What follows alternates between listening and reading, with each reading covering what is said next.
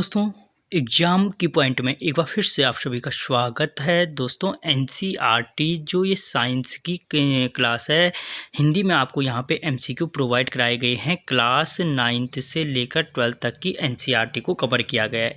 जहाँ पे भी आपका क्या होता है कि एनसीईआरटी साइंस के 9th से 12th के क्वेश्चन पूछे जाते हैं, वो इसके लिए आपका ये वीडियो बहुत ज़्यादा हेल्पफुल होने वाला है। धातु का अध्ययन कहलाता है। जो धातु का अध्ययन है वो क्या कहलाता है? हिमेटोलॉजी, हेपेटोलॉजी, ऑर्थोलॉजी या ओडेंटोलॉजी। तो जो धातु का अध्ययन है, धातु का अध्ययन कहलाता है क्या? ओडेंटोलॉजी। क्या कहलाता है? ओडेंटोलॉजी। हिमेटोलॉजी कहलाता है क्या? रक्त का अध्ययन। हिपेटोलॉजी क्या कहलाता है? जो हिपेटोलॉजी है, हिपेटोलॉजी कहलाता है लिवर का अध्ययन। क्या कहलाता है? लिवर का अध्ययन। अगला क्वेश्चन, मानव दांत हेट्रोडेंट प्रकार के होते हैं क्योंकि या जो क्या है मानव दांत है, मानव दांत क्या कहलाते हैं? हेट्रोडेंट कहलाते हैं। क्यों कहलाते हैं? कठोर होते हैं, मसूड़ों में फंसे रहते हैं, 2 बार आते हैं या अलग अलग प्रकार के होते हैं। तो याद रखना, जो मानव दांत है हेट्रोडेंट कहलाते हैं क्योंकि क्या होते हैं? अलग अलग प्रकार के होते हैं। अलग अलग प्रकार के होते हैं। और कितने प्रकार के होते हैं? 4 प्रकार के होते हैं। आगे क्वेश्चन में समझा दूंगा, ठीक है। मानव दांत कितने प्रकार के होते हैं? 2, 3, 4 और 5। अभी बताया कितने प्रकार के होते हैं? 4 प्रकार के होते हैं, ठीक है।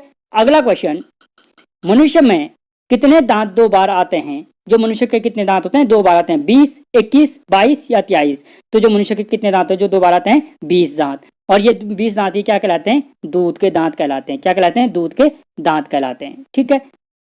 अगला क्वेश्चन, कौन से दांत लाफिंग टीथ के नाम से जाने जाते हैं? यानी हंसने वाले दांतों के नाम से किन दांतों को जाना जाता है? कृतंक, रदनंक, अग्रच्वर्णक और च्वर्णक। तो जो हंसने वाले दांतों के नाम से जाने जाते हैं किसको? कृतंक दांतों को। किसको जाना जाता है? कृतंक दांतों को। अभी इससे पहले क्वेश्चन में मैंने बोला था कि जो दांत होते हैं कितने प्रकार के होते हैं? 4 प्रकार के। जो पहला टाइप होता है कृतंक होते हैं, दूसरे रदनंक होते हैं, तीसरे अग्रच्वर्णक होते हैं और चौथे च्वर्णक होते हैं, ठीक है। ये क्रम याद रखना, कृतंक, रदनंक, अग्रच्वर्णक और च्वर्णक। अगला क्वेश्चन, मनुष्य के शरीर में अवशेषी दांत होते हैं कितने? यानी मनुष्य के शरीर में कौन से दांत अवशेषी दांत कहलाते हैं? कृतंक, रदनंक, अग्रच्वर्णक या च्वर्णक। तो जो अवशेषी दांत कहलाते हैं वो कौन से कहलाते हैं? च्वर्णक। च्वर्णक दांत क्या कहलाते हैं? अवशेषी दांत कहलाते हैं, ठीक है। अगला क्वेश्चन, मनुष्य के दांत डाइफाडोंट कहलाते हैं। पहले क्या आया था? हेट्रोडेंट। हेट्रोडेंट क्यों कहलाए थे? क्योंकि अलग अलग प्रकार के होते हैं। अब डाइफाडोंट कहलाते हैं क्यों कहलाते हैं डाइफाडोंट? कठोर होते हैं, मसूड़ों में फंसे होते हैं, 2 बार आते हैं या अलग अलग प्रकार के होते हैं। तो जो डाइफाडोंट कहलाते हैं इसलिए कहलाते हैं क्योंकि क्या होते हैं? 2 बार आते हैं। क्या होते हैं? 2 बार आते हैं। अगर आपको मेरे आंसर बताने से पहले कोई आंसर आता है तो आप कमेंट बॉक्स में जरूर लिखें। इससे आपकी क्वेश्चन को पिक करने की हैबिट बढ़ेगी। और अगर क्वेश्चन अच्छे लग रहे हो तो वीडियो को लाइक जरूर करें और चैनल को सब्सक्राइब जरूर करें। अगला क्वेश्चन, दांत का मसूड़े से ऊपर का भाग कहलाता है। जो दांत का मसूड़े के ऊपर का भाग होता है वो क्या कहलाता है? इनेमल, डेंटिन, क्राउन या एनाटॉमिकल क्राउन। ये मसूड़ा हो गए और ये दांत है। तो जो ये मसूड़े से ऊपर का ये वाला भाग है, ये भाग क्या कहलाता है? ये भाग कहलाता है क्राउन। क्या कहलाता है? क्राउन। और क्राउन के भी 3 पार्ट होते हैं। एक होता है जो ये दांत का सबसे ऊपरी भाग है, ये कहलाता है एनाटॉमिकल क्राउन। क्या कहलाता है? Anatomical crown. एनाटॉमिकल क्राउन कहलाता है। जो सबसे बाहर चमकीला भाग होता है ये कहलाता है इनेमल। क्या कहलाता है? इनेमल। और इसके अंदर का जो पीला भाग होता है वो कहलाता है डेंटाइन। क्या कहलाता है? डेंटाइन। एनाटॉमिकल क्राउन, इनेमल और डेंटाइन याद रखना, तो एग्जाम के पॉइंट ऑफ व्यू से बहुत इंपॉर्टेंट है। अगला क्वेश्चन, बच्चों का दंत सूत्र होता है। जो बच्चों का दंत सूत्र होता है वो क्या होता है? 2 1 2 3 बटे 2 1 2 3, 2 1 0 2 बटे 2 1 0 2, 3 1 4 2 बटे 3 1 4 3 या 3 1 4 3 बटे 3 1 4 3। तो जो बच्चों का दंत सूत्र होता है वो क्या होता है? 2 1 0 2 बटे 2 1 0 2। अब 2 1 0 2 बटे 2 1 0 2 का मतलब क्या है कि ऊपर के गिन लो, 2 1 3 2 5 5 और दूसरी साइड पे क्या हो गए? 5। अब 5 का मल्टीप्लाई कर दो 2 के साथ। 2 के साथ क्यों? क्योंकि जो दांत का बीच का हिस्सा है, 5 दांत होते हैं लेफ्ट साइड में, 5 दांत होते हैं राइट साइड में, ठीक है। इसलिए हमने 2 का क्या किया? मल्टीप्लाई। 10 और 10 यानी कितने हो गए? 20 दांत। यानी बच्चों में टोटल दांतों की संख्या क्या होती है? 20। और यही 20 दांत क्या होते हैं? 2 बार आते हैं, ठीक है। अगला क्वेश्चन, दांत की सबसे बाहरी परत कहलाती है। अभी मैंने ऊपर दांत की संरचना में बताया था इनेमल, डेंटिन, क्राउन या एनाटॉमिकल क्राउन। तो जो दांत की सबसे बाहरी परत होती है वो क्या कहलाती है? इनेमल कहलाती है। क्या कहलाती है? इनेमल कहलाती है। अगला क्वेश्चन, मनुष्य के दांत थीकोडेंट कहलाते हैं। पहले हेट्रोडोंट था, तब डाइफाडोंट आया, अब थीकोडेंट कहलाते हैं क्योंकि कठोर होते हैं, मसूड़ों में फंसे रहते हैं, 2 बार आते हैं, या अलग अलग प्रकार के होते हैं? तो मनुष्य के दांत थीकोडेंट कहलाते हैं क्योंकि ये क्या होते हैं, मसूड़ों में फंसे रहते हैं। क्यों होते हैं, क्या क्यों कहलाते हैं, क्योंकि क्या होते हैं, मसूड़ों में फंसे रहते हैं। अगला क्वेश्चन, दांत का सबसे आंतरिक भाग है, जो दांत का सबसे आंतरिक भाग है वो क्या कहलाता है? मज्जा, रूट कैनल, नेक या डेंटिन? तो जो दांत का सबसे आंतरिक भाग है जो मसूड़ों में फंसा रहता है वो क्या कहलाता है? मज्जा कहलाती है। क्या कहलाती है? मज्जा। ठीक है। अगला क्वेश्चन, वह मार्ग जिसमें मज्जा या पल्प स्थित होता है कहलाता है, वह मार्ग जिसमें पल्प स्थित होता है क्या कहलाता है? मज्जा, रूट कैनल, नेक या डेंटिन?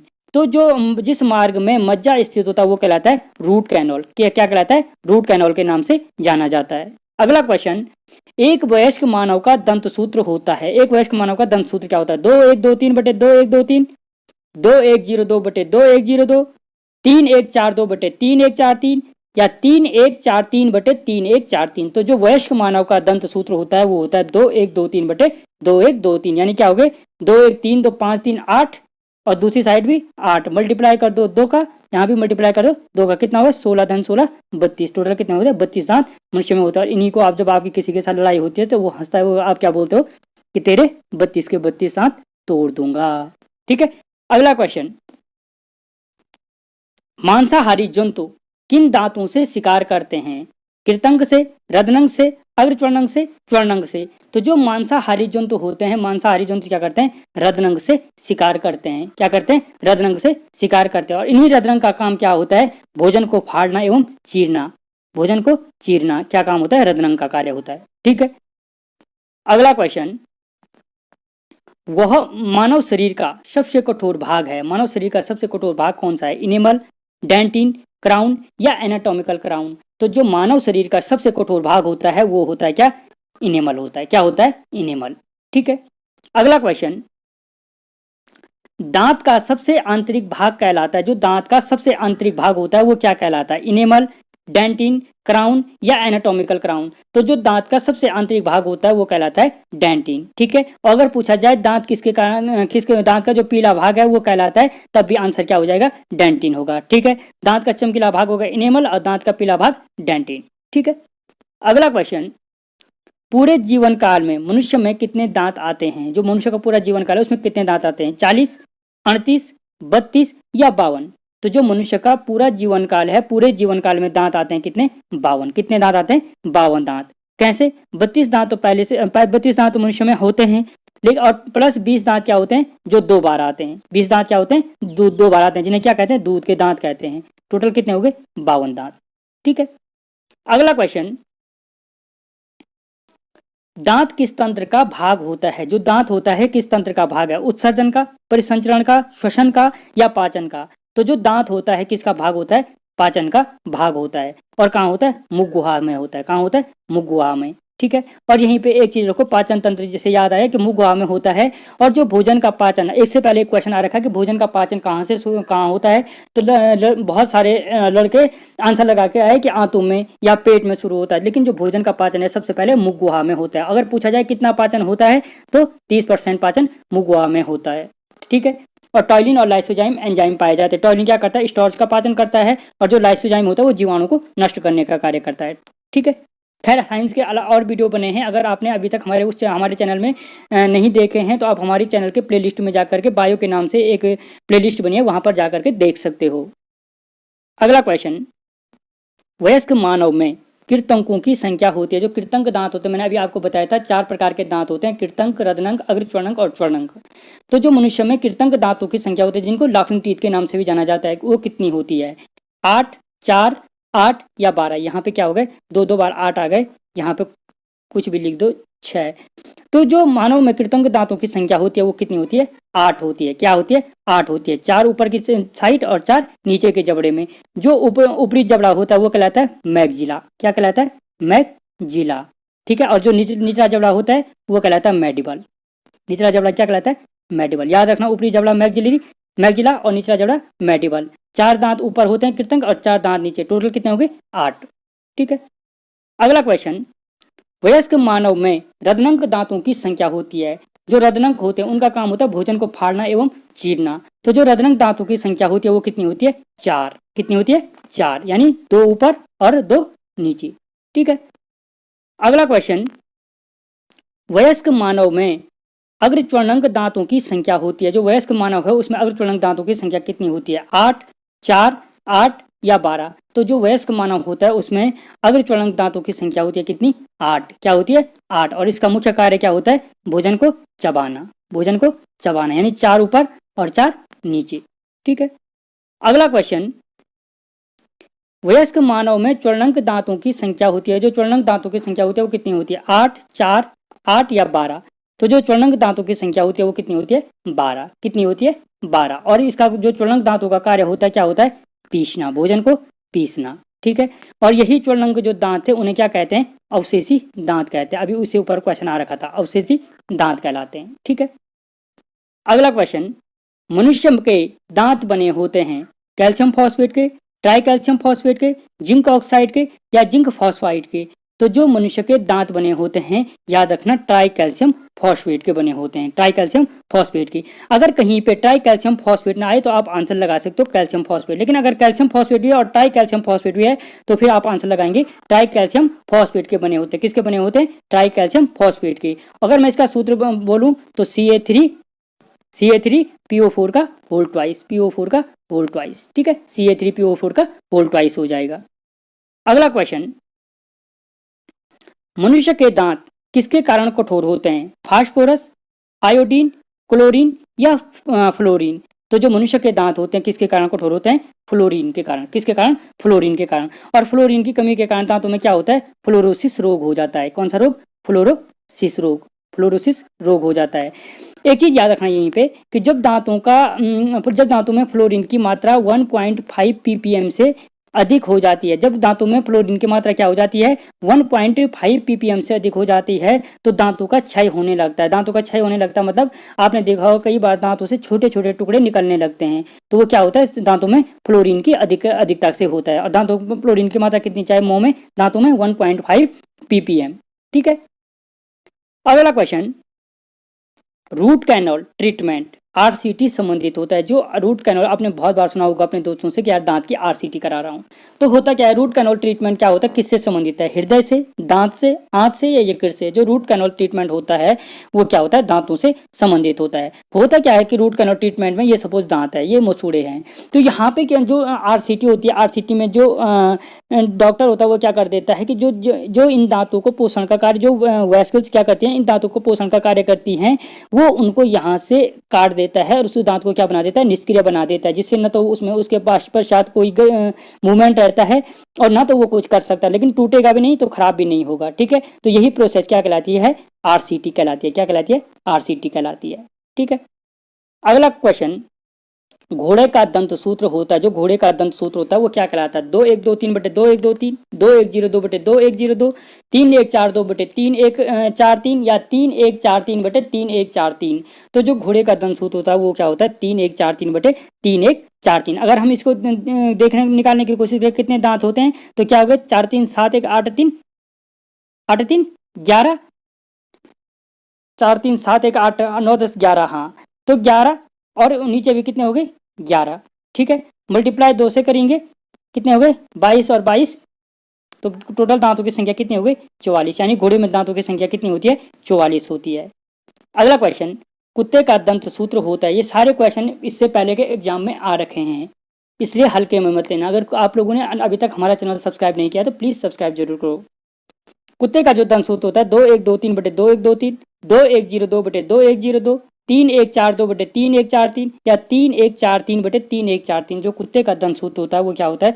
3-1-4-2/3-1-4-3। ये कितना हो गया? 4-2-8, 4-2-6-1-7-3, 10 ऊपर की साइड यानी 20 ऊपर की साइड हो गए और नीचे कितने हो गए? 4-3-7-1-8-3 11 दूनी 22 नीचे के, यानी टोटल दांतों की संख्या कितनी होती है? 22। घोड़े में हुई थी 44 और ऊपर कुत्ते में 42। दंत सूत्र है 2-1-2-3 किसका? मनुष्य का। 2-1-0-2 किसका है? बच्चे का। ये हो गया कुत्ते का और ये 3-1-4-3/3-1-4-3 घोड़े का। ठीक है।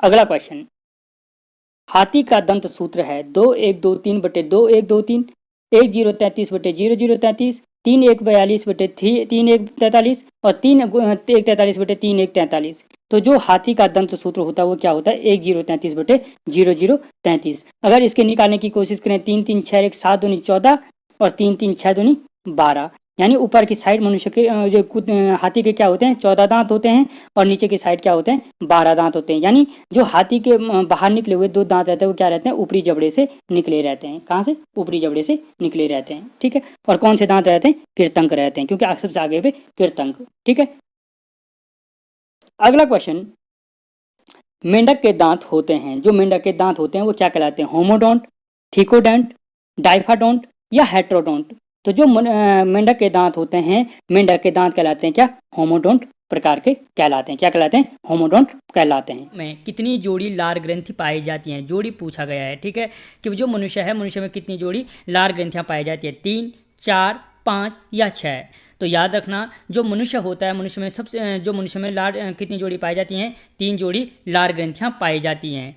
कितनी जोड़ी? 3 जोड़ी लार ग्रंथियां पाई जाती हैं। याद रखना, यहीं पे जो ये 3 जोड़ी लार ग्रंथियां पाई जाती हैं, इनमें से जो पहली होती है वो कहलाती है सब मैगजिला। क्या कहलाती है? सब मैगजिला। ठीक है, मैगजिला। दूसरी कहलाती, जो दूसरी लार ग्रंथि होती है, दूसरी लार ग्रंथि कहलाती है सबलिंगुअल, सबलिंगुअल, लिंगुअल। ठीक है, दूसरी कहलाती है सबलिंगुअल। और जो तीसरी लार ग्रंथि होती है, तीसरी लार ग्रंथि कहलाती है, सॉरी सबलिंगुअल है, तीसरी कहलाती है पैरोटिड। क्या कहलाती है? पैरोटिड, तीसरी लैंग्वेज। तो इस तरीके से देख लो, मनुष्य में कितनी जोड़ी लार ग्रंथियां पाई जाती हैं? 3 जोड़ी लार ग्रंथियां पाई जाती हैं। जो पहली लार ग्रंथि होती है वो कहलाती है सब मैगजिला, दूसरी होती है वो कहलाती है सबलिंगुअल, और जो तीसरी होती है वो कहलाती है पैरोटिड लार ग्रंथि। क्या कहलाती है? पैरोटिड लार ग्रंथि। देखते हैं दोस्तों अगला क्वेश्चन, मनुष्य में प्रतिदिन कितना लार स्रावित होता है? 1 लीटर पर दिन, 1.5 लीटर प्रतिदिन, 2 लीटर प्रतिदिन या 2.5 लीटर प्रतिदिन? तो जो होता है अप्रॉक्स, जो मनुष्य में पर दिन लार स्रावित होता है वो होता है कितना? 1.5 लीटर लार प्रतिदिन स्रावित होता है। कितना? 1.5 लीटर। ठीक है, अगला क्वेश्चन, मनुष्य के मुंह का पीएच मान होता है, मनुष्य के मुंह का पीएच मान कितना होता है? 6, 6.8, 7 या 7.2? तो यानी जो मनुष्य के मुंह का पीएच मान होता है वो कितना होता है? 6.8। मनुष्य के मुंह का पीएच मान कितना होता है? 6.8। यानी जो 6.8 है, इसकी प्रकृति कैसी है? इसकी प्रकृति कैसी होगी? हल्की अम्लीय होगी, हल्की अम्लीय होगी, क्योंकि हमें पता है जो पीएच स्केल रहते हैं, पीएच स्केल पे कितने रहते हैं? 0 से 14 तक अंक रहते हैं। इनमें से 0 से जो 7 तक रहते हैं वो कहलाते हैं क्या? एसिड नेचर का। क्या नेचर होता है इनका? अम्लीय प्रकृति होती है। जो 7 से 14 के बीच रहता है उनकी बेसिक प्रकृति होती है, यानी क्षारीय प्रकृति होती है। ठीक है, तो ये कितना है? 6.8। तो इसका अगर ये क्वेश्चन इस तरीके से भी आ सकता है कि मनुष्य के मुंह का पीएच, मनुष्य के मुंह का पीएच होता है, ये तो 6.8 हो गया। ये अगर पूछा जाए कि मनुष्य के मुंह के पीएच की प्रकृति होती है, वहाँ पे दे देगा अम्लीय, क्षारीय, उदासीन या कोई नहीं, तो वहाँ पे क्या हो जाएगा? अम्लीय प्रकृति का होगा। ठीक है, अगला क्वेश्चन, मनुष्य के लार में पाया जाता है, जो मनुष्य का लार है उसमें क्या पाया जाए? 10% एंजाइम और 90% पानी, 8% एंजाइम और 92% पानी, 15% एंजाइम और 85% पानी, या 2% एंजाइम या 98% पानी? तो याद रखना, जो मनुष्य का लार होता है उसमें 2% एंजाइम और 98% पानी पाया जाता है। ठीक है, अगला क्वेश्चन दोस्तों, अगर क्वेश्चन बढ़िया लग रहे हैं तो वीडियो को लाइक ज़रूर करें। अगर आप नए हो तो चैनल को सब्सक्राइब जरूर करें, क्योंकि नया चैनल है, आपके साथ की ज़रूरत है। सब्सक्राइब करने से आपका कुछ नहीं जाएगा, इसलिए सब्सक्राइब कर दो। अगला क्वेश्चन, सबसे बड़ी लार ग्रंथि होती है, सबसे बड़ी लार ग्रंथि होती है सब मैगजिला, सबलिंगुअल, पैरोटिड या कोई नहीं? तो याद रखना, जो सबसे बड़ी लार ग्रंथि होती है वो कौन होती है? पैरोटिड होती है। कौन सी होती है? पैरोटिड। अभी मैंने आपको बताया था ये तीनों के तीनों क्या होती हैं? मनुष्य में पाई जाने वाली 3 जोड़ी लार ग्रंथि, जो पहली होती है सब मैगजिला, दूसरी सबलिंगुअल और तीसरी पैरोटिड होती है। जो इनमें से पैरोटिड होती है क्या होती है? सबसे बड़ी लार ग्रंथि होती है। ठीक है, अगला क्वेश्चन, मनुष्य के लार का कौन सा एंजाइम प्रतिजीवाणुओं को नष्ट करता है? टॉयलिन, लाइसोजाइम, लाइपेज या एमाइलेज? तो याद रखना, जो मनुष्य के लार का है कौन सा करता है? जो लाइसोजाइम होता है, वो लाइसोजाइम के एंजाइम क्या करता है? जीवाणुओं को नष्ट करने का कार्य करता है। ठीक है, अगला क्वेश्चन, कौन सा एंजाइम मनुष्य की मुख गुहा में नहीं पाया जाता है? कौन सा एंजाइम ऐसा है जो मनुष्य की मुख गुहा में नहीं पाया जाता है? टॉयलिन बिल्कुल पाया जाता है, लाइसोजाइम पाया जाता है, जीवाणुओं को नष्ट करता है, लाइपेज लाइपेज नहीं पाया जाता है, और एमाइलेज ही पाया जाता है। जो लाइपेज होता है लाइपेज नहीं पाया जाता, और जो ये लाइपेज है ये क्या है, छोटी आंत में पाए जाने वाला एंजाइम है। क्या, छोटी आंत में पाया जाता है कौन, लाइपेज। यहीं पे समझ लो जो लाइपेज होता है ये लाइपेज क्या करता है, इमल्सीकृत वसा को, जो इमल्सीकृत वसा है, जो फैट्स है उस फैट्स को ग्लिसरीन और फैटी एसिड में कन्वर्ट कर देता है कौन, लाइपेज। ठीक है। अगला क्वेश्चन, भोजन का पाचन कहाँ से शुरू होता है। ये क्वेश्चन बहुत बार पूछा जा रहा है काफ़ी टाइम से कि भोजन का पाचन कहाँ से शुरू होता है, मुख, ग्रासनली, आमाशय या आंत। तो जो भोजन का पाचन होता है कहाँ से शुरू होता है, मुख गुहा से। कहाँ से होता है, मुख गुहा से शुरू होता है, मुख गुहा से। और अगर कभी पूछा जाए कि भोजन का कितना % पाचन मुख गुहा से होता है, तो वहाँ पे याद रखना 30% पाचन क्या होता है, भोजन का मुख गुहा से शुरू होता है। ठीक है। अगला क्वेश्चन, कितने %, वही क्वेश्चन आ गए फिर, कितने % भोजन का पाचन मुख गुहा से शुरू होता है। मैंने अभी थोड़ी देर पहले ऊपर बताया कि जो क्या होता है 30% पाचन होता है भोजन का, वो क्या होता है, मुख गुहा से शुरू होता है। अगला क्वेश्चन, मुख गुहा में स्टार्च का पाचन करता है। जो मुख गुहा होती है, मुख गुहा में स्टार्च का पाचन करता है। कि मुख गुहा में स्टार्च का पाचन, टॉयलिन, लाइसोजाइम, माल्टेज या लाइपेज। तो याद रखना जो मुख गुहा में क्या होता है, जो स्टार्च का पाचन करता है वो कौन करता है, टाइलिन करता है। कौन करता है, टाइलिन। और जो ये टाइलिन होता है, ये टाइलिन क्या करता है, स्टार्च का पाचन करता है। क्या करता है, स्टार्च का पाचन करता है। ठीक है। और ये क्या करता है कि जो ये स्टार्च रहती है, इस स्टार्च को शर्करा में कन्वर्ट कर देता है। किसमें, शर्करा में कन्वर्ट कर देता है। ठीक है। लाइसोजाइम मैंने अभी ऊपर आपको बताया क्या करता है, जीवाणु को नष्ट करता है। ठीक है। जो ये माल्टेज होता है, ये माल्टेज क्या करता है, माल्टोज को ग्लूकोज शर्करा में बदलता है। और जो ये लाइपेज होता है, ये मैंने अभी आपको बताया इमल्सीकृत वसा को ग्लिसरीन और फैटी एसिड में कन्वर्ट कर देता है। ठीक है। अगला क्वेश्चन, कौन सा जीव का कार्य नहीं है, प्रोटीन का अपघटन करना, बोलने में सहायक है, स्वाद का अनुभव कराती है, या ये 2 बार हो गए, बोलने में सहायक है, या भोजन को मिलाने में सहायक है। ये मान के चलो भोजन में मिलाने को सहायक है। तो ये सभी कार्य हैं। जीव कौन सा कार्य नहीं करती है, प्रोटीन का अपघटन नहीं करती है। ठीक है। अगला क्वेश्चन, जीव, ये फिर वही क्वेश्चन आ गए। जो जीव होती है, जीव की औसत लंबाई होती है, जो जीव की औसत लंबाई है वो कितनी होती है, 5 सेंटीमीटर, 10 सेंटीमीटर, 12 सेंटीमीटर या 15 सेंटीमीटर। तो याद रखना जो जीव की औसत लंबाई होती है वो कितनी होती है, 10 सेंटीमीटर अप्रॉक्स होती है। ठीक है। अगला क्वेश्चन, जीव की गति किस कपाल तंत्रिका द्वारा निर्धारित होती है। जीव की गति किस कपाल तंत्रिका द्वारा निर्धारित, 8वीं, 9वीं, 10वीं या 11वीं। तो याद रखना जो जीव की गति नियंत्रित होती है वो होती है 11वीं कपाल तंत्रिका से नियंत्रित होती है। कौन सी कपाल तंत्रिका से, 11वीं कपाल तंत्रिका से नियंत्रित होती है। अगला क्वेश्चन, जीव में स्वाद कलिकाओं की संख्या होती है 1000 से 1500, 2000 से 8000, 10,000 से 20,000 या 500 से 1000। तो याद रखना जो जीव में स्वाद कलिकाओं की संख्या होती है वो होती है 2000 से 8000 स्वाद कलिकाएँ पाई जाती हैं। अगला क्वेश्चन, जीव के शीर्ष भाग में किस स्वाद का पता चलता है, यानी जो जीव का अग्रभाग होता है उससे किस स्वाद का पता चलता है। तो जीव के अग्रभाग से पता चलता है किसके, मीठे स्वाद का, मीठे स्वाद का। ठीक है।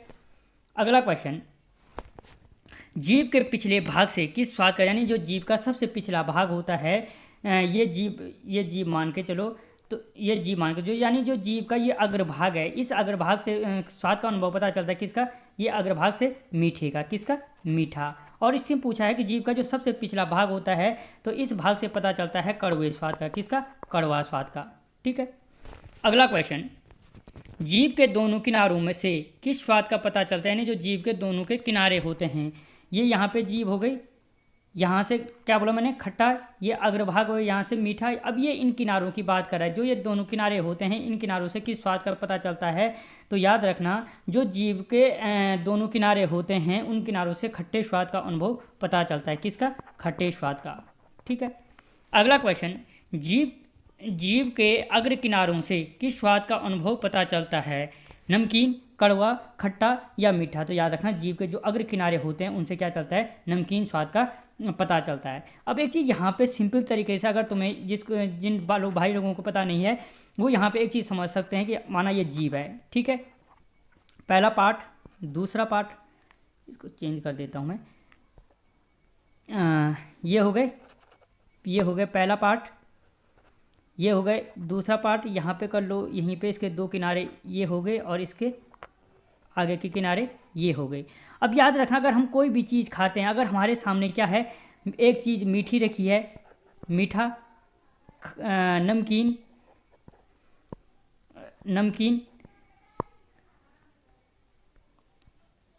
यहीं पे कर लो, नमकीन, ये हो गए, दूसरा हो गया नमकीन, तीसरा हो गया खट्टा और चौथी चीज़ रखी है कड़वी। तो यानी अगर ये चार चीज़ें रखी हैं, मीठी, नमकीन, खट्टी और कड़वी, इनमें से हम सबसे पहले कौन सी चीज़ खानी पसंद करेंगे? सीधी सी बात है, मीठे का मीठा खाना पसंद करेंगे।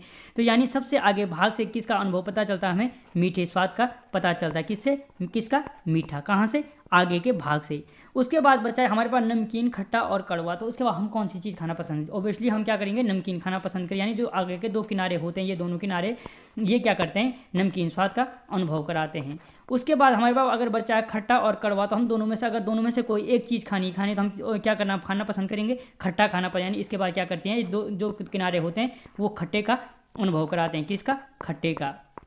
और सबसे लास्ट में अगर एक ही चीज़ बचती है तो जो सबसे जीव का ये पिछला भाग है, ये क्या करता है? कड़वे स्वाद का अनुभव कराता है। किसका? कड़वे स्वाद का अनुभव कराता है। ठीक है,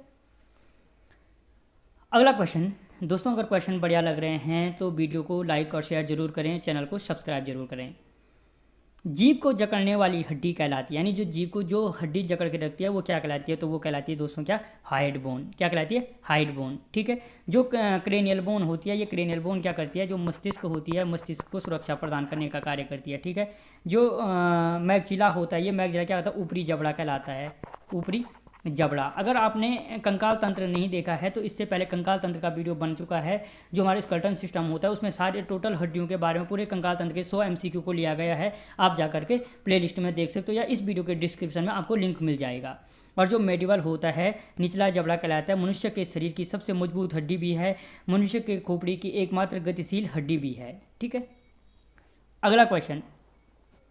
जीभ की ऊपरी सतह पर पाई जाने वाली जो शंक्वाकार रचनाएं कहलाती हैं, यानी जो जीभ की ऊपरी सतह होती है उस पर पाई जाने वाली जो शंक्वाकार रचनाएं होती हैं वो क्या कहलाती हैं? फिलीफॉर्म, फंजीफॉर्म, सर्कमवैलेंट या टिश्यूफॉर्म। तो याद रखना, जो जीभ की ऊपरी सतह पर पाई जाती हैं शंक्वाकार रचनाएं वो कहलाती हैं फिलीफॉर्म कहलाती हैं। क्या कहलाती हैं? फिलीफॉर्म कहलाती हैं।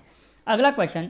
जीभ के शीर्ष और पार्श्व किनारों पर पाई जाने वाली गोल रचनाएं कहलाती हैं, यानी जो जीभ के शीर्ष और पार्श्व किनारों पर जो गोल रचनाएं पाई जाती हैं वो क्या कहलाती हैं? फिलीफॉर्म, फंजीफॉर्म, सर्कमवैलेंट या टिश्यूफॉर्म। तो याद रखना, जो गोल वार की रचनाएं पाई जाती हैं वो कहलाती हैं फंजीफॉर्म। क्या कहलाती हैं? फंजीफॉर्म कहलाती हैं।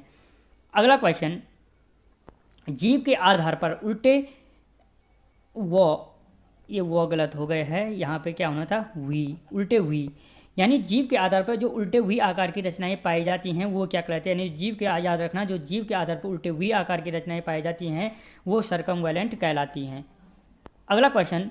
महिलाओं में पुरुषों की अपेक्षा स्वाद का अनुभव कम होता है, ज़्यादा होता है, बराबर होता है या नहीं होता? याद रखना, महिलाओं में पुरुषों की अपेक्षा स्वाद का अनुभव ज़्यादा होता है। और इस पर एक बात मेरे को याद आती है कि एक बार जब मैं जीभ को स्कूल में पढ़ा रहा था तो वहाँ पे कोई बच्चा, मैंने बताया कि जो महिलाओं में स्वाद का अनुभव क्या होता है? ज़्यादा होता है। तो वहाँ पे बोलने लगा, सर इसीलिए महिलाओं को चटोरी कहा जाता है। ऐसा कुछ नहीं है।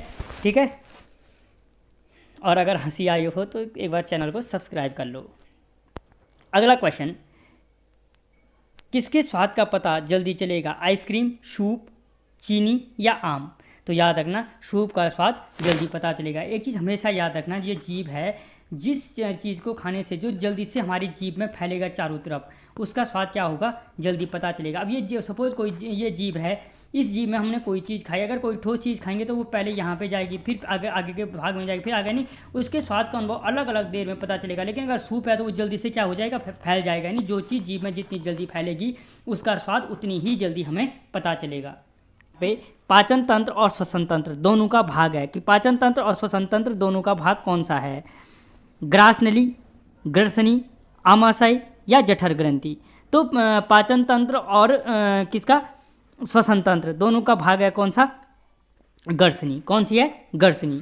ठीक है। जो फेरिंग्स होता है, फेरिंग्स क्या होती है, पाचन तंत्र और श्वसन तंत्र दोनों का भाग होता है। और अगर इसकी लंबाई पूछे, लंबाई पूछे तो इसकी लंबाई होती है 12 सेंटीमीटर। कितनी होती है? 12 सेंटीमीटर। होता क्या है कि जब भोजन निगलते समय क्या होता है कि जो ग्लोटिस होता है उसको एपिग्लोटिस, जो छेद होता है ये होता है मानव शरीर का सपोजिए है। यहाँ से सांस, भोजन अंदर जाता है, यहाँ से सांस को अंदर बाहर करती है। तो भोजन निकलते समय जो ग्लोटोइस होता है, एपिग्लोटोइस होता है, वो क्या करता है, इस हिस्से को बंद करता है और हमारा खाना क्या हो जाता है, भोजन नली में, ग्रास नली में प्रवेश करता है।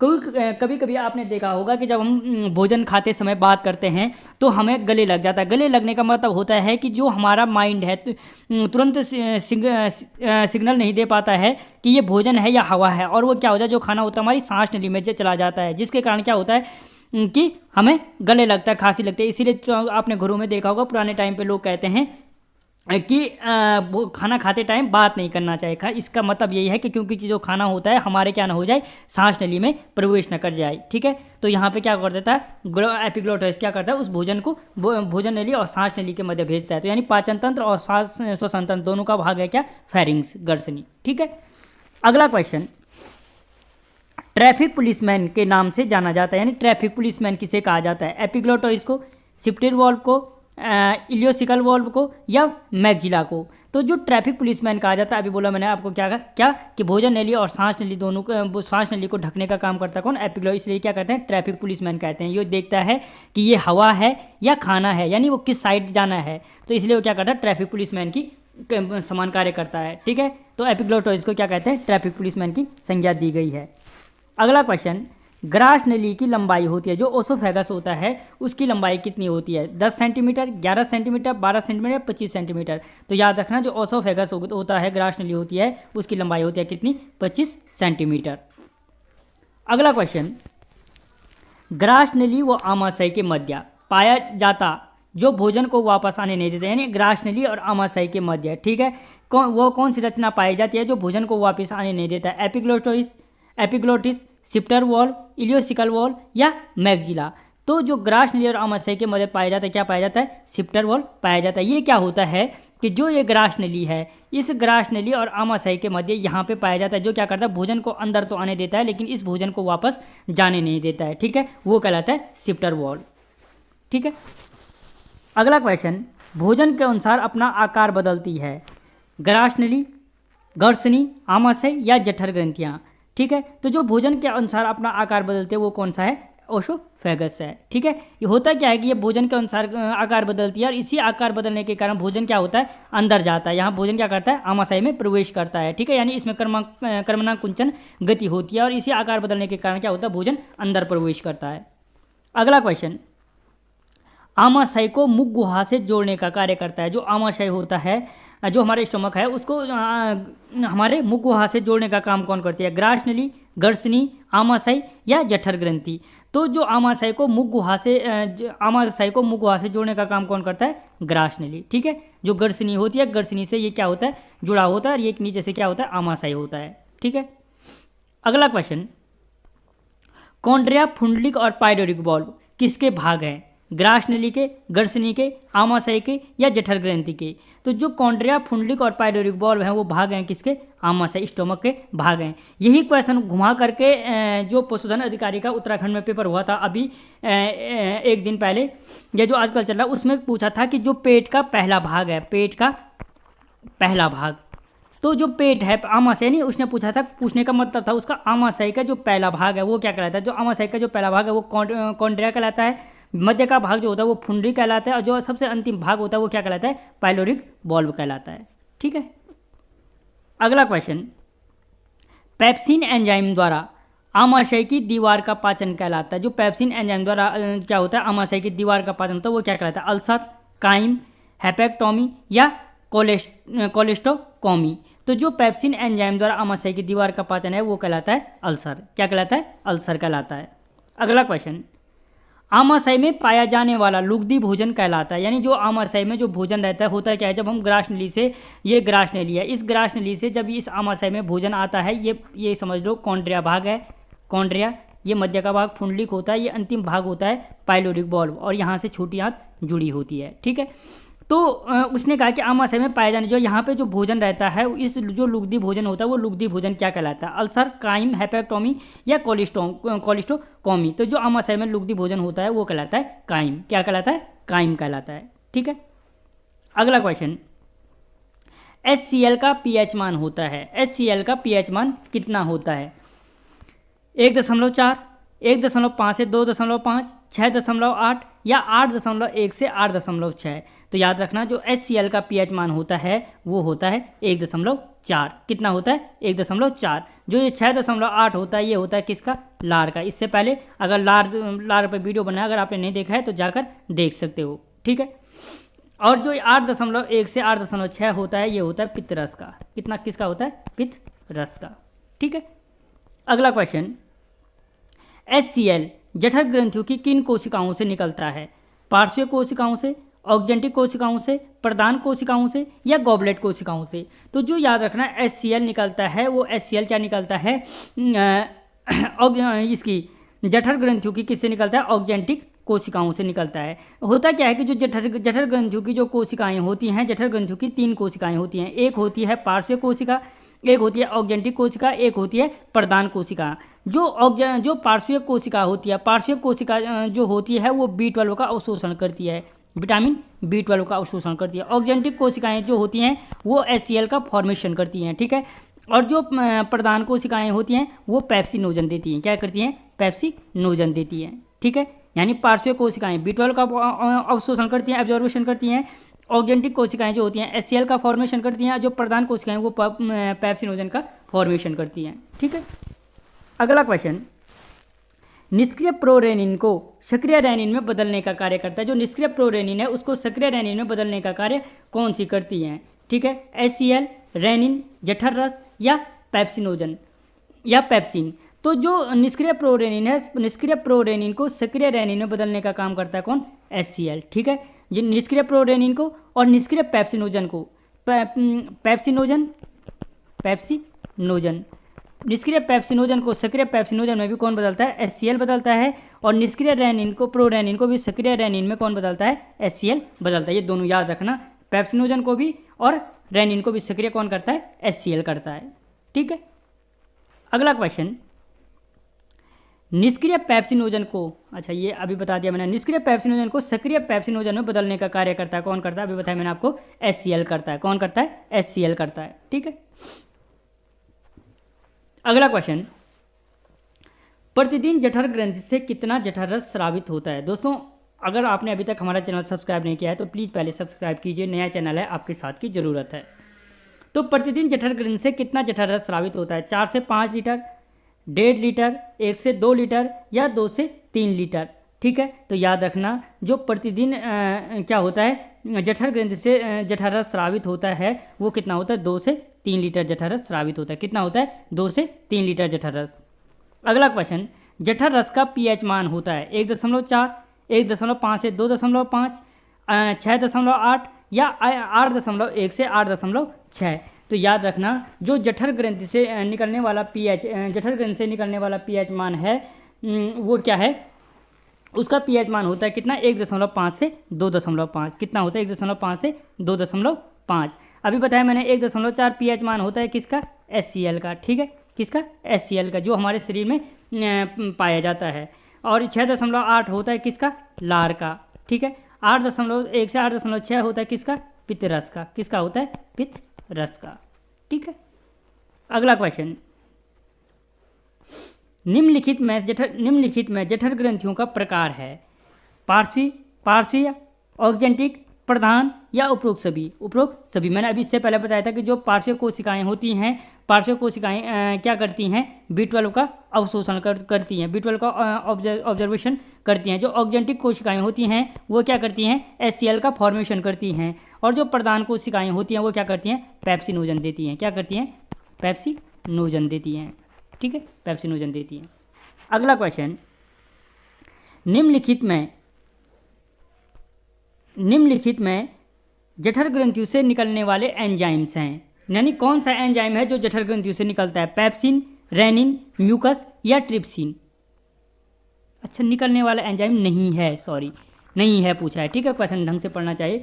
निम्नलिखित में से जठर ग्रंथि से निकलने वाला एंजाइम नहीं, यानी कौन सा एंजाइम जठर ग्रंथि से नहीं निकलता है? तो पेप्सिन तो निकलता है, रेनिन भी निकलता है, म्यूकस भी निकलता है, कौन सा नहीं निकलता है? ट्रिप्सिन नहीं निकलता। और ये क्या निकलता है? पैनक्रियाज से निकलता है, यानी अग्नाशय से निकलता है, ठीक है, अग्नाशय से निकलता है। देखो जो पेप्सिन होता है, ये पेप्सिन क्या करता है? प्रोटीन को, जो प्रोटीन है, एक मिनट यहाँ पे इसको साफ करने दो। यहाँ पे याद रखना कि जो पेप्सिन है, ये पेप्सिन क्या करता है? प्रोटीन को पेप्टोन में बदलता है। किसको?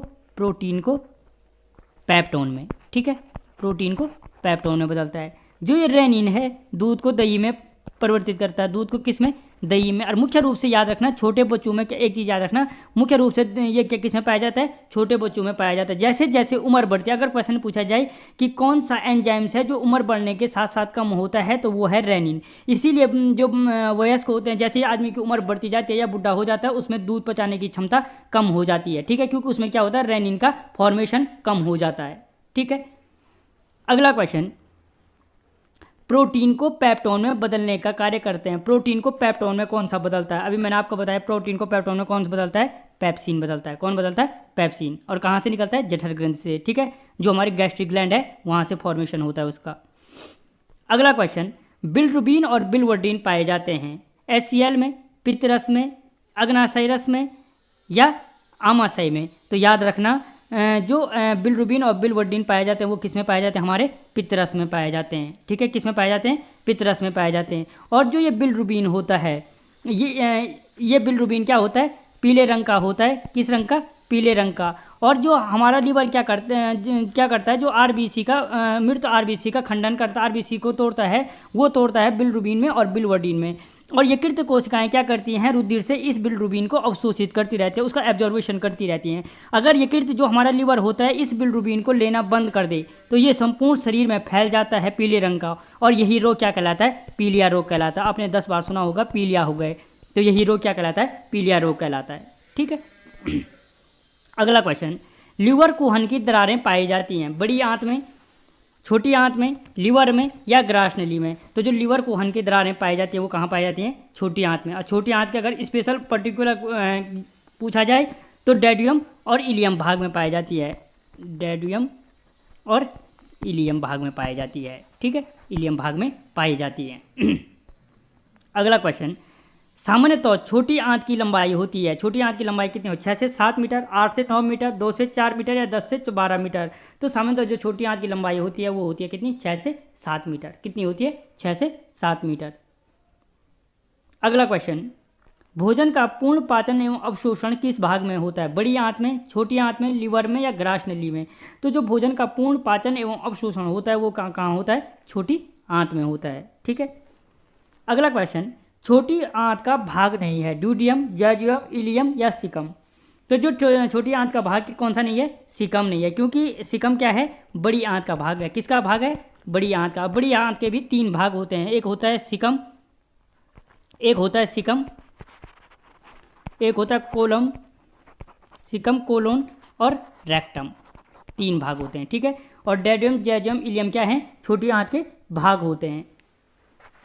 अगला क्वेश्चन, यकृत और अग्नाशय रस छोटी आंत के किस भाग में आते हैं? बड़ी आंत में। अच्छा, यकृत और छोटी आंत के किस भाग में आते हैं? यहाँ पे सारे ऑप्शन गलत हो गए, क्योंकि यहाँ पे क्या पूछा? छोटी किस भाग में आते हैं। तो चलो मैं यहीं पे ऊपर वाले में समझा देता हूँ, याद रखना। यहीं पे सबसे पहला भाग होता है ड्यूडियम, दूसरा भाग होता है जैजियम और तीसरा भाग होता है इलियम।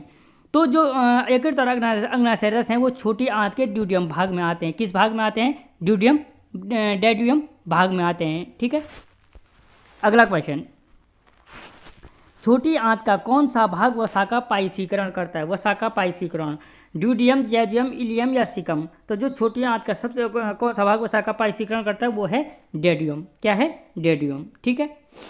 और जो यहीं पे ये चीज़ समझ लो, जो डेड्यूम होता है ये यू आकार की नली होती है। फर्स्ट भाग है जो कहाँ पे, जब मैंने ऊपर से ग्रास नली बनाई थी, ग्रास नली के बाद मैंने तुम्हें कहा था ये आमाशय है, यहाँ से छोटी आंत जुड़ी रहती है।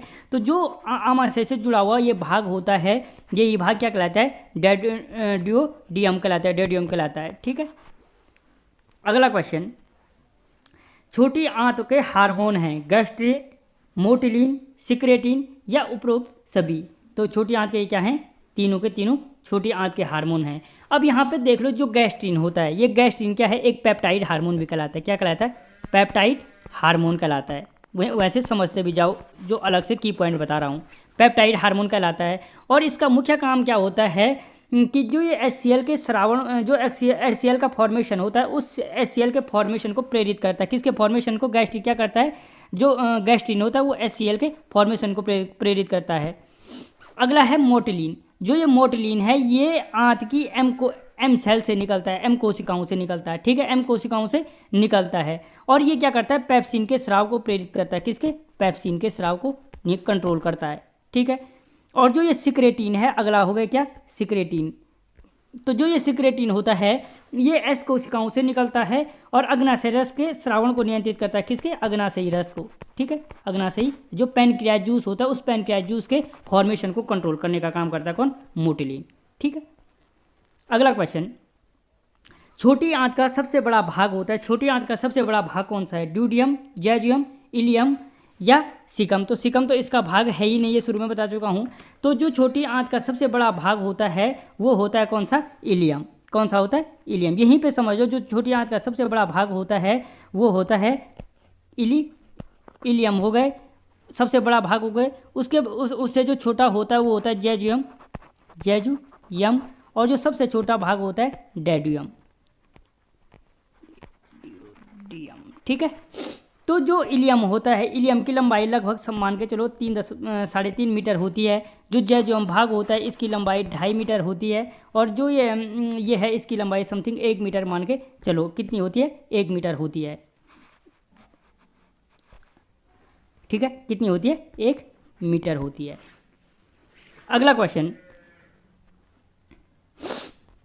बड़ी आंत की लंबाई होती है, बड़ी आंत की लंबाई कितनी है? 6 से 7 मीटर। अभी मैंने आपको बताया किसकी होती है? छोटी आंत की लंबाई होती है 1 से 1.5 मीटर, 2 से 4, 10 से 12 मीटर। तो बड़ी आंत की लंबाई होती है कितनी? 1 से 1.5 मीटर होती है। और अगर चौड़ाई पूछे तो 6 से 7 सेंटीमीटर होती है, 6 से 7 सेंटीमीटर चौड़ाई होती है। ठीक है, अगला क्वेश्चन, बड़ी आंत का भाग है, ये भी मैंने आपको आगे बता दिया था। ड्यूडियम, जैजियम, इलियम, सिकम। कौन सा है? सिकम। क्योंकि बड़ी आंत का मैंने आगे भी बताया था आपको कितने भाग होते हैं? 3 भाग। कौन कौन से होते हैं? एक तो सिकम हो गए, दूसरा कोलोन हो गए और तीसरा रेक्टम हो गए। कौन सा हो गए?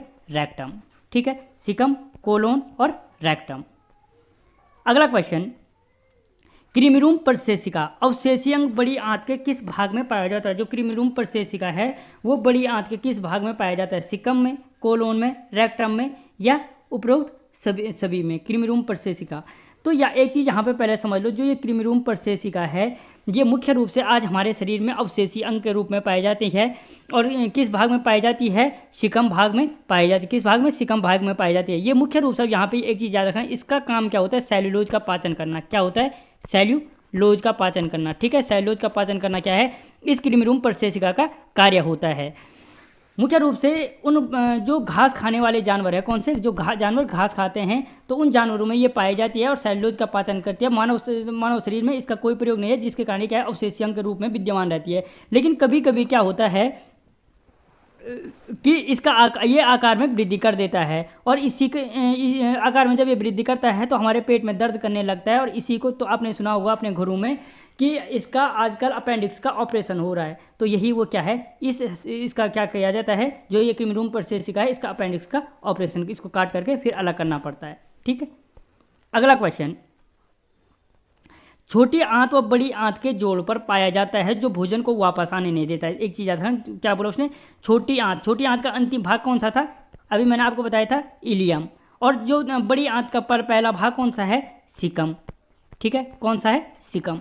तो इन दोनों के बीच वो कौन सी रचना होती है जो भोजन को भोजन को अंदर तो जाने देता है लेकिन वापस आने नहीं देता है? ठीक है, एपिग्लोटोइस। अभी मैंने आपको बताया कि जो एपिग्लोटोइस है, अभी मैंने आपको बताया था कि जो एपिग्लोटोइस है वो एपिग्लोटोइस क्या है? ग्रास नली और आमाशय के बीच की रचना है जो भोजन को आने तो देता है लेकिन जो एपिग्लोटोइस है, एपिग्लोटोइस क्या थी? जो गर्सनी थी और ग्रास नली के बीच की भाग की रचना थी। जो सिप्टर वॉल था वो ग्रास नली और आमाशय के बीच की रचना थी। तो जो क्या है, छोटी आंत और बड़ी आंत के जोड़ पे पाए जाते वो पाए जाते क्या? इलियोसिकल वॉल्व पाया जाता है। कौन सा पाया जाता है? इलियोसिकल। और जो मैगजिला है ऊपरी जबड़ा कहलाता है मैगजिला। ठीक है, अगला क्वेश्चन, स्टीरा कोलाई बड़ी आंत के किस भाग में पाया जाता है? मोस्ट इंपॉर्टेंट है स्टीरा कोलाई। वो जो स्टीरा कोलाई होता है ये क्या करता है, जो हमारे शरीर में क्या करता है, विटामिन के और B12 का फॉर्मेशन करता है। विटामिन के और B12 का जो निर्माण करता है वो क्या है, स्टीरा कोलाई है। और ये क्या करता है, बड़ी आंत के, ये पूछा किस भाग में पाया जाता है, तो सिकम, कोलोन, रेक्टम, उपरोक्त सभी नहीं, ये किस भाग में पाया जाता है, कोलोन भाग में पाया जाता है। तो ये स्टीरा कोलाई क्या करता है, एक तो विटामिन के और B12 का फॉर्मेशन करता है, दूसरा ये क्या करता है, जो हमारा छोटी आंत से पचा हुआ भोजन जब बड़ी आंत में आता है तो उस पचे हुए भोजन को क्या करता है, मल में बदल देता है और उससे अपना भोजन प्राप्त करता है। ठीक है, तो जो ये स्टीरा कोलाई है इसका बड़ी आंत के साथ क्या पाया जाता है, सहजीवन पाया जाता है। सहजीवी तो पढ़ाई होगा आपने, तो सहजीवन पाया जाता है, क्योंकि ये क्या करता है, भोजन उसी से प्राप्त करता है और उसके जो बचा हुआ भोजन है उसको मल में परिवर्तित कर देता है। ठीक है, अगला क्वेश्चन, बड़ी आंत का अंतिम भाग जो मलाशय में खुलता है कौन सा है, सिकम, कोलोन, रेक्टम या उपरोक्त सभी? तो जो बड़ी आंत का अंतिम भाग जो मलाशय में खुलता है वो कौन सा है, रेक्टम है। ठीक है, याद रखना कि अब जो ये रेक्टम है, जो सिकम है पहला भाग है जो कहाँ पे होता है, इलियोसिकल वॉल्व होता है, छोटी आंत के साथ जुड़ा हुआ। जो कोलोन होता है मध्य का भाग होता है और सबसे बड़ा भाग भी है, लगभग 1.3 मीटर लंबी संरचना होती है। इसके 3 पार्ट होते हैं, एक होता है आरोही कोलोन, जिन्होंने मोस्टली साइंस का पेपर देना है उनके लिए आरोही कोलोन, दूसरा होता है अवरोही कोलोन, और तीसरा होता है अनुप्रस्थ कोलोन। क्या होता है, अनुप्रस्थ कोलोन। ठीक है, अनुप्रस्थ कोलोन, ये 3 भाग होते हैं। तो उसने कहा कि बड़ी आंत का अंतिम भाग होता है रेक्टम। अब जो ये रेक्टम है, इस रेक्टम की लंबाई क्या होती है, अब इस रेक्टम के बारे में चर्चा यहीं पे कर लो, क्योंकि आगे इतने सारे क्वेश्चन बने हैं नहीं बने पता नहीं। जो रेक्टम होता है, रेक्टम क्या होता है, एक 10 से 15 सेंटीमीटर लंबी संरचना होती है। ठीक है, और ये क्या करती है, हमारे मलाशय में खुलती है, अंतिम मलाशय में खुलती है और मल त्याग किया जाता है। मल त्याग तो सुबह सुबह से भी लोग करते हो आप लोग, तो ये समझ लो जहाँ से आपका मल बाहर निकलता है उसके जस्ट वो ऊपर क्या हो गए, जो उसका 1 इंच वाला जो गुद्दा वाला भाग है उससे ऊपर वाला जो भाग नली होगी वो क्या कहलाती है, रेक्टम कहलाती है। ठीक है, अगला क्वेश्चन, मल में गंध किसके कारण आती है, इंडोलिक अम्ल, एसिटिक अम्ल, ए एंड बी दोनों या कोई नहीं? तो याद रखना मल में जो गंध आती है ए और बी दोनों, यानी मल में गंध का कारण क्या है, इंडोलिक और एसिटिक अम्ल है। यानी इंडोलिक और एसिटिक अम्ल के कारण क्या होती है, मल में गंध आती है। ठीक है, अगला क्वेश्चन, पाचक ग्रंथि होती है अंतःस्रावी, बहिस्रावी, ए और बी दोनों या कोई नहीं? तो याद रखना जो पाचन ग्रंथियाँ होती हैं वो क्या होती हैं, बहिस्रावी होती हैं। ठीक है, क्या होती हैं, बहिस्रावी। और क्यों होती हैं, क्योंकि क्या करती हैं, एंजाइम का स्राव करती हैं, एंजाइम का स्राव करती हैं। ठीक है, इसलिए ये क्या क्या कहलाती हैं, एंजाइम का स्राव करती है, इसे क्या कहलाती हैं, बहिस्रावी कहलाती है। जो अंतःस्रावी होती हैं वो क्या करती हैं, हार्मोन का स्राव करती हैं, हार्मोन का स्राव करती हैं। जो अंतःस्रावी ग्रंथियाँ वो कितनी हैं, 9, और जो बहिस्रावी हैं वो कितनी हैं, 7। ठीक है, बाकी इन पे अलग से वीडियो लेके आऊँगा, पता चल जाएगा।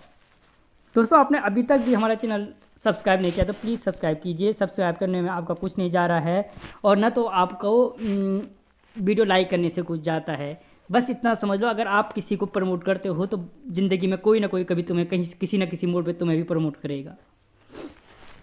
अगला क्वेश्चन, आंत रस के एंजाइम हैं। आंत रस के एंजाइम कौन से हैं, सुक्रेज, माल्टेज, लाइपेज, ये सभी।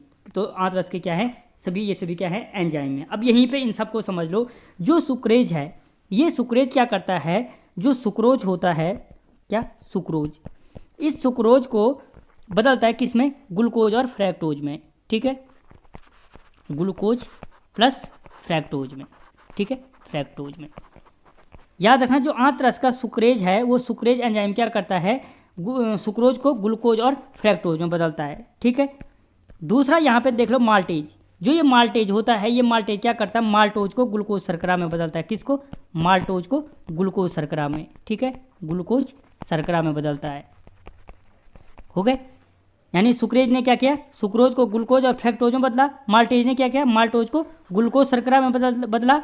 और याद रखना यहीं पे जो ये लाइपेज है, यहीं पे जो ये लाइपेज है, ये लाइपेज क्या करता है, जो ये लाइपेज है ये इमल्सीकृत वसा को ग्लिसरीन और फैटी एसिड में बदलता है। जो इमल्सीकृत वसा होती है उसको बदलता है किस में, ग्लिसरीन और फैटी एसिड में, ग्लिसरीन प्लस फैटी एसिड में, फैटी एसिड में। ठीक है, ये चीज़ आपको क्लियर होनी चाहिए कि जो आंत रस के, जो आंत के एंजाइम होते हैं वो किसको किस में बदलता है, सुक्रोज को ग्लूकोज और फ्रैक्टोज में, माल्टेज, माल्टोज को ग्लूकोज शर्करा में, और जो लाइपेज होता है इमल्सीकृत वसा को ग्लिसरीन और फैटी एसिड में बदलता है, ग्लिसरीन और फैटी एसिड में बदलता है। ठीक है, अगला क्वेश्चन,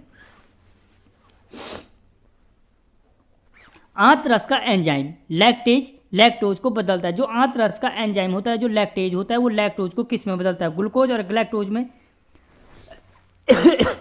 अमीनो अम्लों में, ग्लूकोज फ्रैक्टोज में, या ग्लूकोज शर्करा में। तो याद रखना, जो आंत रस का लैक्टेज होता है वो क्या करता है? लैक्टोज, जो ये लैक्टोज है उस लैक्टोज को किस में बदलता है? ग्लूकोज और ग्लैक्टोज में बदलता है, ग्लूकोज और ग्लैक्टोज में बदलता है। ठीक है, और ग्लूकोज और फ्रैक्टोज में मैंने अभी आपको बताया था कि ग्लूकोज और फ्रैक्टोज में किसको कौन बदलता है? सुक्रेज। कौन बदलता है? सुक्रेज। अभी आगे आया था। जो सुक्रेज होता है, जो सुक्रेज होता है वो सुक्रेज क्या करता है? सुक्रोज को क्या करता है? ग्लूकोज और फ्रैक्टोज में बदलता है। ठीक है, और जो माल्टोज होता है वो माल्टोज क्या करता है?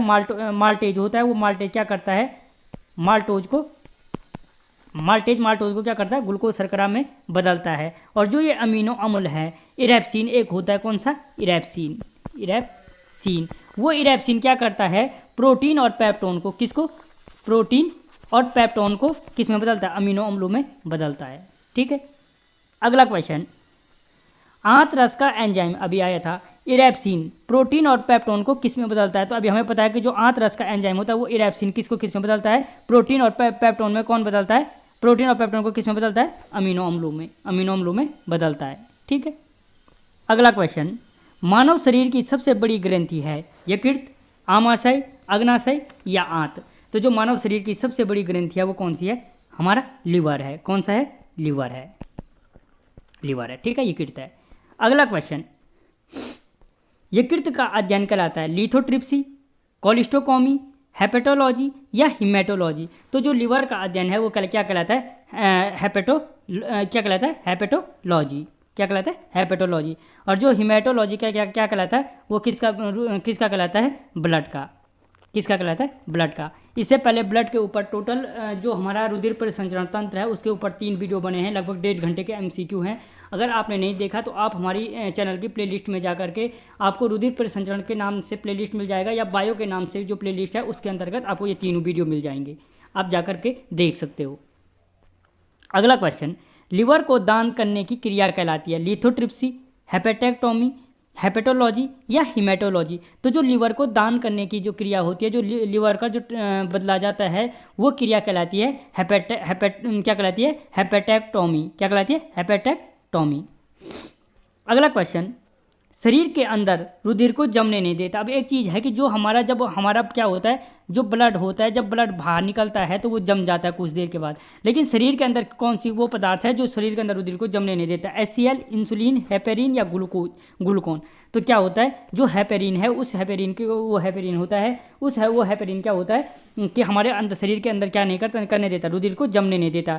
और अगर कभी क्वेश्चन पूछा जाए हेपेरिन का निर्माण कहाँ होता है या कौन करता है, तो जो लिवर होता है हमारा, यकृत होता है, वो यकृत क्या करता है? इस हेपेरिन का निर्माण करता है। ठीक है, अगला क्वेश्चन,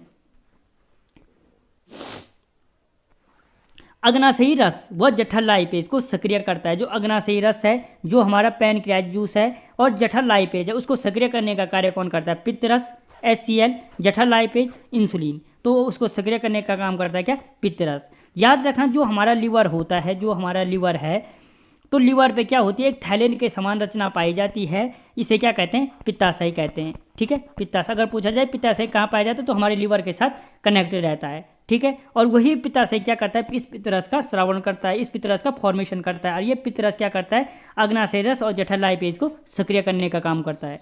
ठीक है, अगला क्वेश्चन, पित्त रस का pH मान होता है, पित्त का pH मान कितना होता है? 8.1 से 8.6, 6.8, 7.9 से 8.1 या 7.4? तो याद रखना, जो पित्त रस का pH मान होता है वो कितना होता है? 8.1 से 8.6 होता है। जो 6.8 होता है मैंने अभी आपको बताया था किसका होता है? लार का होता है। 7.9 से 8.1 किसका होता है? हमारे अग्नाशय रस का, जो पैनक्रियाज अग्नाशयी रस का, जो हमारे पैनक्रियाज जूस होता है उसका pH मान होता है 7.9 से 8.4। जो 7.4 होता है वो किसका होता है? रक्त का होता है। किसका होता है? हमारे ब्लड का होता है। ठीक है, अगला क्वेश्चन, लवण व वसा के पाचन में सहायक है। जो लवण और वसा के जो हमारी शॉर्ट होती है और जो फैट्स होते हैं उनके पाचन में कौन मदद करता है? पित्तरस, HCl, जठर लाइपेज या इंसुलिन। तो उनके पाचन में मदद करता है कौन सा? पित्तरस उनके पाचन में मदद करता है। ठीक है, अगला क्वेश्चन, पित्तरस को पित्ताशय में लाने का कार्य करती है। जो पित्तरस है उस पित्तरस को पित्ताशय में कौन लेके आती है? सिस्टिक डक्ट, पित्तवाहिका, ग्रास नली या हेपेटिक डक्ट। तो जो पित्तरस है, पित्तरस को पित्ताशय में लाने का कार्य कौन करती है? सिस्टिक डक्ट करती है। कौन सी करती है? Cystic duct. ठीक है, अगला क्वेश्चन, पित्तरस का रंग हरा किसके कारण होता है? बिलिरुबिन के कारण, बिलिवर्डिन के कारण, सोडियम कार्बोनेट के कारण या सोडियम ग्लाइकोलेट के कारण। तो याद रखना, जो पित्तरस का रंग हरा होता है वो किसके कारण होता है? बिलिवर्डिन के कारण होता है। बिलिवर्डिन के कारण होता है। जो बिलिरुबिन है, बिलिरुबिन के कारण क्या होता है? जो प्लाज्मा होता है, क्या है? प्लाज्मा। जो प्लाज्मा है उस प्लाज्मा का रंग क्या होता है? पीला होता है। प्लाज्मा का रंग अगर कभी पूछा जाए पीला किसके कारण होता है तो क्या हो? आंसर क्या होगा? बिलिरुबिन के कारण। अगर आप, मैंने अभी इससे पहले बोला, हमारे ब्लड के ऊपर पूरा रुधिर परिसंचरण तंत्र के 150 MCQ कराए गए हैं। वहाँ पे ब्लड और हार्ट के बारे में टोटल MCQ हैं। अगर आपने देखना चाहते हो तो आप प्लेलिस्ट में जा करके देख सकते हो। जो बिलिवर्डिन है उसके कारण क्या होता है? पित्तरस का रंग हरा होता है। ठीक है, और जो सोडियम कार्बोनेट और सोडियम ग्लाइकोलेट हैं ये पित्तरस में पाए जाने वाले सोडियम सॉल्ट पाए जाते हैं। कौन से? अगर कभी क्वेश्चन पूछा जाए सोडियम सॉल्ट, अगर कभी क्वेश्चन पूछा जाए कि पित्तरस में कौन से सोडियम सॉल्ट पाए जाते हैं तो तब आंसर हो जाएगा सोडियम कार्बोनेट और सोडियम ग्लाइकोलेट पाए जाते हैं। ठीक है, अगला क्वेश्चन,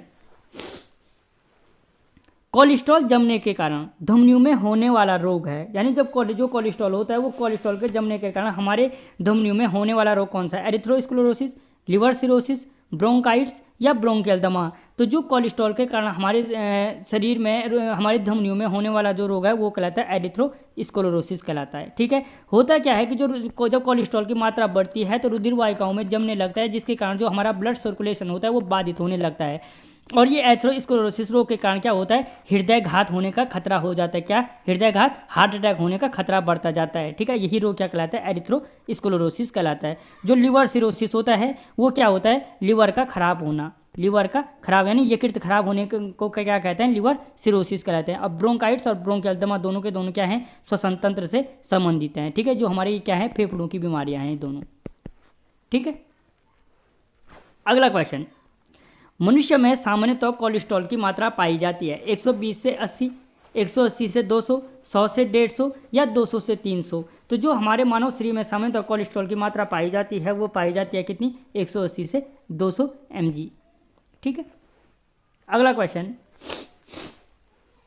पित्ताशय नहीं पाया जाता है। अच्छा, किस जानवर, किस में, यहाँ पे किस में पित्ताशय नहीं पाया जाता है? घोड़े में, व्हेल में, मछली में, उपरोक्त सभी में। तो याद रखना, घोड़ा हो गया, व्हेल, मछली, उपरोक्त सभी, यानी किसी में भी इनमें से क्या पित्ताशय नहीं पाया जाता है। घोड़ा हो गए, व्हेल हो गए, मछली हो गई, इसके अलावा अगर देखना चाहे चूहे हो गए। ठीक है, तो घोड़ा, मछली, व्हेल, चूहे, इनमें क्या नहीं पाया जाता है? पित्ताशय नहीं पाया जाता है। अगला क्वेश्चन, प्रतिदिन कितना पित्तरस स्रावित होता है? यानी प्रतिदिन कितना पित्तरस स्रावित? 1 से 8 लीटर, 180 से, अच्छा 180 ml होगा। अच्छा, 180 ml से 2 लीटर, 600 ml से 1 लीटर या 2 से 3 लीटर। तो याद रखना, जो प्रतिदिन हमारे शरीर में पित्तरस का स्रावण होता है वो होता है 600 ml से 1 लीटर के मध्य। कितना होता है? 600 ml से 1 लीटर के मध्य। ठीक है, अगला क्वेश्चन, लिवर खराब होना कहलाता है। इससे पहले अभी मैंने आपको बताया था एरिथ्रोस्क्लेरोसिस क्या होता है? हृदय में जो कोलेस्ट्रॉल होता है उसके जमने के कारण जो हृदय घात का खतरा होता है वो क्या होता है? एरिथ्रोस्क्लेरोसिस कहलाता है। और लिवर खराब होना कहलाता है क्या? लिवर सिरोसिस कहलाता है। ब्रोंकाइटिस और ब्रोंकियल दमा दोनों क्या हैं? फेफड़ों की बीमारियां हैं। किसकी हैं? फेफड़ों की बीमारियां हैं। ठीक है, जो फेफड़ों की मुख्य बीमारियां हैं उनमें वही आता है, ब्रोंकाइटिस हो गए, ब्रोंकाइल दमा हो गए, एफाइसीमा हो गए, निमोनिया हो गए, जुकाम हो गए, इन्फ्लुएंजा हो गए। यही 4-5 रोग हैं। और आजकल तो आप देख ही रहे हो कि फेफड़ों का मुख्य क्या हो गए? कोरोना वायरस हो गए, कोरोना वायरस हो गए, है ना। अगला, इंसुलिन हार्मोन की सहायता से ग्लूकोज का ग्लाइकोजन में बदलना कहलाता है। किसकी सहायता से? इंसुलिन। याद रखना, जो ये इंसुलिन होता है ये कहाँ से निकलता है? हमारे पैनक्रियाज से इसका फॉर्मेशन करता है। तो ग्लूकोज का ग्लाइकोजन में बदलना क्या कहलाता है? ग्लाइकोजेनेसिस, ग्लाइकोजिनेलिसिस, ग्लाइकोनियोजेनेसिस या कोई नहीं। तो इंसुलिन की सहायता से ग्लूकोज का ग्लाइकोजन में परिवर्तित होना क्या कहलाता है? ग्लाइकोजेनेसिस कहलाता है। क्या कहलाता है? ग्लाइकोजेनेसिस कहलाता है। अगला क्वेश्चन, ग्लूकोज की सहायता से ग्लाइकोजन का पुनः ग्लूकोज में परिवर्तित होना क्या कहलाता है? तो जो ग्लूकोन की सहायता से ग्लाइकोजन का पुनः ग्लूकोज में परिवर्तित होना कहलाता है ग्लाइकोजिनोलिसिस कहलाता है, जिनोलिसिस कहलाता है। ठीक है, यानी इंसुलिन की सहायता से ग्लूकोज का ग्लाइकोजन बनना ग्लाइकोजेनेसिस, और ग्लूकोन की सहायता से फिर से इस ग्लाइकोजन का ग्लूकोज में परिवर्तित होने की क्रिया ग्लाइकोजिनेलिसिस कहलाता है। ठीक है, और जो ये ग्लाइकोनियोजेनेसिस है, इसको भी यहीं पे समझ जाओ। जो ये ग्लाइकोनियोजेनेसिस है, जब हमारे शरीर में कार्बोहाइड्रेट्स की कमी पाई जाती है, किसकी कमी? कार्बोहाइड्रेट्स की कमी पाई जाती है। कार्बोहाइड्रेट्स की कमी के कारण जब हम अन्य क्या लेते हैं, वसा, प्रोटीन, इनसे ऊर्जा प्राप्त करते हैं, तो वो क्रिया ग्लाइकोनियोजेनेसिस कहलाती है। क्या कहलाती है? ग्लाइकोनियोजेनेसिस कहलाती है। सिंपल तरीके से तीनों को समझ लो एक बार। क्योंकि अब तक जो बच्चे बने हैं उनको पढ़ना है, इसका मतलब, तो इसके यह इसलिए समझा रहा हूँ। जब हम इंसुलिन की सहायता से ग्लूकोज का ग्लाइकोजन में बदलना ग्लाइकोजेनेसिस, ग्लूकोन की सहायता से ग्लाइकोजन का फिर से ग्लूकोज में बदलना ग्लाइकोजेनेसिस, और जब कार्बोहाइड्रेट की कमी होती है, अन्य वसा, प्रोटीन, इनसे ऊर्जा प्राप्त की जाती है, तो वो क्रिया कहलाती है ग्लाइकोनियोजेनेसिस कहलाती है। ठीक है, अगला क्वेश्चन, लीवर में ग्लूकोज किस रूप में स्टोर होता है? जो हमारा लीवर है, जो हमारा यकृत है, हमारे यकृत में जो ग्लूकोज होता है किस रूप में स्टोर होता है? तो वो होता है किसके, जो शरीर है उसमें जो ग्लूकोज होता है किसके रूप में होता है? ग्लाइकोजन के रूप में स्टोर होता है। ठीक है, अगला क्वेश्चन, मिश्रित ग्रंथि कहलाती है यकृत, आमाशय, अग्नाशय और आंत। तो याद रखना, जो ये अग्नाशय है वो क्या कहलाती है? मिश्रित ग्लैंड कहलाती है। क्या कहलाती है? मिश्रित ग्लैंड कहलाती है, क्योंकि ये क्या करती है? हार्मोन और एंजाइम दोनों का फॉर्मेशन करती है, हार्मोन और एंजाइम का फॉर्मेशन करती है। ठीक है, क्योंकि यहाँ पे क्या है, जो मिश्रित ग्रंथि है, मैंने अभी आपको बोला था कि जो बहिस्रावी होती हैं वो एंजाइम का स्राव करती हैं, और जो अंतःस्रावी होती हैं वो हार्मोन का स्राव करती है। लेकिन अग्नाशय ऐसी ग्रंथि है जो दोनों का स्राव करती है, इसलिए इसको क्या कहा जाता है? मिश्रित ग्रंथि कहते हैं। और दूसरी सबसे बड़ी बहिस्रावी ग्रंथि भी यही है। ठीक है, तो ये इसकी क्या होती हैं कि इसकी जो अल्फा, बीटा और डेल्टा कोशिकाएँ हैं वो क्या करती हैं? हार्मोन का स्राव करती है। जो इसकी एफ कोशिकाएँ होती हैं वो क्या करती हैं? एंजाइम का स्राव करती हैं। अगला क्वेश्चन, इंसुलिन की खोज की थी बैटिंग और बेस्ट ने, अलेक्जेंडर फ्लेमिंग ने, लैंगरहेंस ने या फंक ने? तो जो इंसुलिन की खोज की थी वो किसने की थी? बैटिंग और बेस्ट ने की थी। जो अलेक्जेंडर फ्लेमिंग है उन्होंने किसकी की थी? पेंसिलिन की। किसकी की थी? पेंसिलिन की खोज, प्रथम एंटीबायोटिक है। ठीक है, लैंगरहेंस ने किसकी की थी? अग्नाशय की, पैनक्रियाज की खोज की थी। और जो फंक है, फंक ने किसकी की थी? विटामिन की खोज की थी। यहीं पे और चीज़ों को समझते जाओ, ये तो है नहीं कि आपके काम का नहीं है। ठीक है, अगला क्वेश्चन, इंसुलिन दिवस, मधुमेह दिवस। जो इंसुलिन बोलो, मधुमेह बोलो, या डायबिटीज बोलो, कोई भी बोलो, इंसुलिन दिवस कब मनाया जाता है? 14 नवंबर को, 5 जून को, 14 सितंबर को, या 14 नवंबर को? तो जो इंसुलिन दिवस, मधुमेह दिवस है वो कब मनाया जाता है? 14 नवंबर को मनाया जाता है। कब मनाया जाता है? 14 नवंबर को। 5 जून को पर सबको पता है आपको क्या मनाया जाता है? पर्यावरण दिवस मनाया जाता है। 14 सितंबर को हिंदी दिवस मनाया जाता है, और 14 नवंबर को बाल दिवस मनाया जाता है। ठीक है, इसके साथ अन्य दिवस भी याद रखते जाओ, क्योंकि सारी काम, कोई ज्ञान ऐसा नहीं है जो काम का नहीं होता है। अगला क्वेश्चन, अग्नाशय रस के एंजाइम है, जो अग्नाशय रस के एंजाइम है वो कौन कौन से हैं? लाइपेज, ट्रिप्सिन, लाइपेज 2 बार आ गए, ये लाइपेज यहाँ पे 2 बार लिखा गया है, लाइपेज, ट्रिप्सिन, और यहाँ पे एक और लिख दो एमाइलेज। ठीक है, उपरोक्त सभी। तो अग्नाशय रस के एंजाइम क्या हैं? उपरोक्त सभी हैं। अब यहाँ पे याद रखना, अगर तुम याद रखना चाहते हो तो मैंने इसको याद रखा था एक तरीके से, लेट याद करके, लेट। ठीक है, लाइपेज, एमाइलेज और ट्रिप्सिन। तो जो ये लाइपेज होता है ये क्या करता है? यहीं पे इसको एक बार मुझे क्लियर करने दो।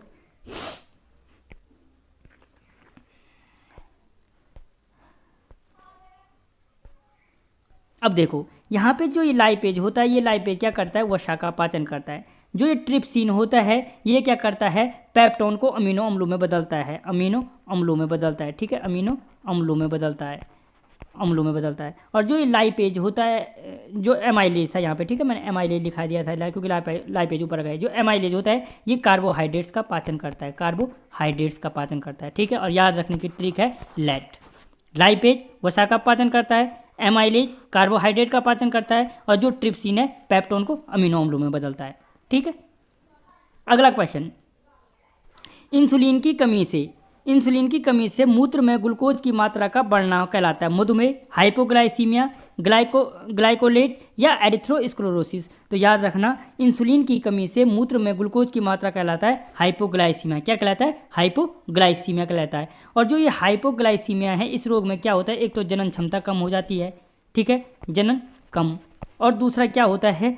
दृष्टि क्षमता कम होती है, दृष्टि कम हो जाती है, देखने की क्षमता और जनन क्षमता दो चीज़ें कम हो जाती है। किससे? हाइपोग्लाइसीमिया से, ठीक है। तो दोस्तों, मोस्ट इंपॉर्टेंट जितने क्वेश्चन थे वो सारे यहाँ पे करा दिए गए हैं।